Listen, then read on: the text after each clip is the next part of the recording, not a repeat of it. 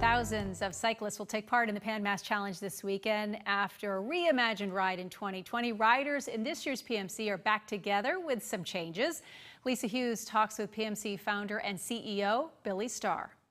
We have about 6,200 fundraisers, about 4,600 live on the weekend, with another 1,600 reimagining somewhere around the world. We felt good enough to announce a $52 million goal, which would be at least $2 million above what we achieved last year. And we'll have approximately 2,000 volunteers in support of that live ride experience. So, it feels good. It feels good to be back in the saddle.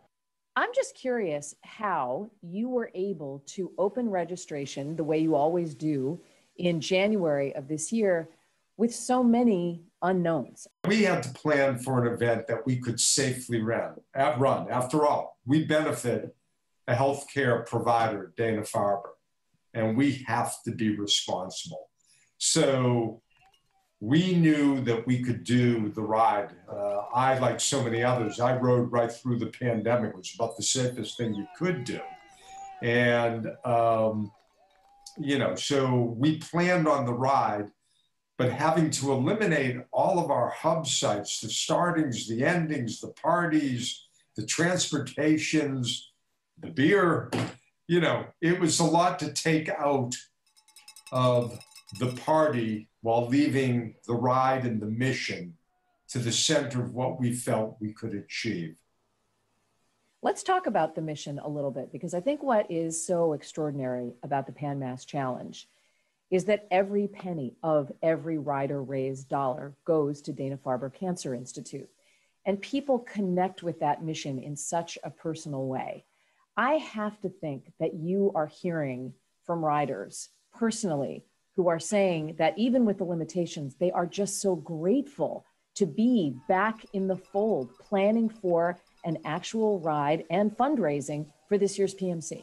The motivation of the community, the opportunity to speak to people who might be riding who have dealt with cancer personally, it's extremely motivating. And to realize that for any of us who actually get to ride in this event, that's a blessing of its own kind. So yes, but I think people understand. Part of our operational challenge was to spread people out, and we really have successfully done this on 12 different routes. Typically, 70% of everybody would be going to Provincetown. And we de-densified that our biggest hub sites, Sturbridge and Provincetown, are sitting there with 1,000 people and 1,500 respectively. Typically, Sturbridge would have 3,500 and Provincetown would have 5,500. So we found the way to move people around, and they'll get different experiences, but they'll get community. What did the reimagined ride teach you about the PMC riders as a body? To raise $50 million in a reimagined non-event year is simply remarkable.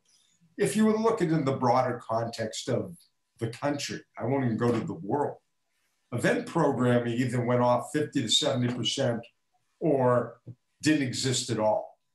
The PMC went off 20%, and last year represented, that $50 million represented 64% of the Jimmy Fund's annual revenue. So, there's a lot riding on us. We're following to that statement. We accept the responsibility. We're back. You're back, Lisa.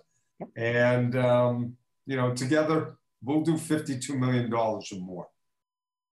WBZ and CBS Sun Boston are proud to partner with the Pan Mass Challenge. So join us tonight as we celebrate the start of the first in-person PMC in 2 years.